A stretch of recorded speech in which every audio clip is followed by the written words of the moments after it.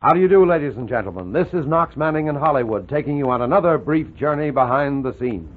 Once again, we draw the curtain to watch a fragment of forgotten drama, a story of people and places already hidden in the background of destiny. Today, we shall meet an embittered old man who poured his hatred into a famous book. But first, a word from a familiar voice. I'd like to add my okay to that. And now, step with me behind the scenes back many years to a paneled, high-ceiling study in the old Irish city of Dublin. At a large, heavy table, a man sits writing. Outside, the snowflakes on the window form a white pattern against the blue-black night. Now he lays down the quill, shoves aside the piles of neatly filled pages of foolscap, and raises his head. For a moment, the scene resembles a shrine, the two candles burning steadily on either side of the table, setting off the massive, white-haired figure. But the face of the man is not one of gentleness and mercy. It's a mask of malevolence, cynicism, and bitterness. Who is he, you ask? What could such a man write that I, an average American, would care to read? Let's step inside and peer more closely at the manuscript on which he's working. The old man smiled grimly. He was pleased with himself.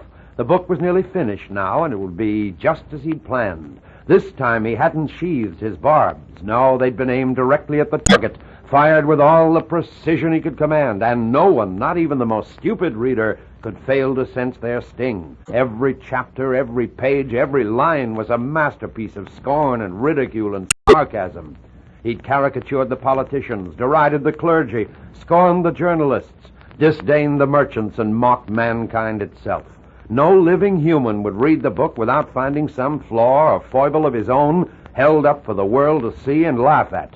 Oh, yes, the author would be despised when the story was published, and his writing would be burned, censored, banned throughout the civilized world.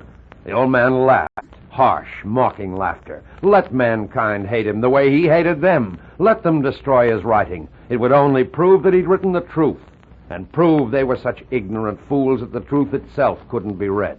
He reached across the table and picked up the pen. He wrote another word or two, and then a distant noise disturbed him. He hurled the quill to the floor, pulled himself out of the stiff carved chair, walked slowly to the window, and opened it with a clatter. There they were, down on the street below, children playing in the snow. The old man sneered. Children who would soon become the men he hated. He raised his voice into an ominous threat and threw an inkwell out the window. As the black stain smudged the white snow, the children disappeared around a corner. Nodding to himself, the old man muttered, "At least they'll never be permitted to read my book. It will never become part of their stupid little animal minds." And the thought pleased him, because even more than he hated his fellow men, he hated their children. Now, before the conclusion to our story, a word from your announcer. So Dean Swift's book was finished, sent to a publisher, and printed in all its bitter, ironic chapters, printed as a flaming attack on mankind, printed for the whole world to read. And it was read, and became very famous, but not as a masterpiece of political and social satire. It found success as a gentle fable for children called Gulliver's Travels. This is Knox Manning, inviting you to join me again tomorrow at this time for another journey into that dim half-light where chance and destiny lift men out from behind the scenes. This is a Hamilton Whitney radio production, transcribed in Hollywood.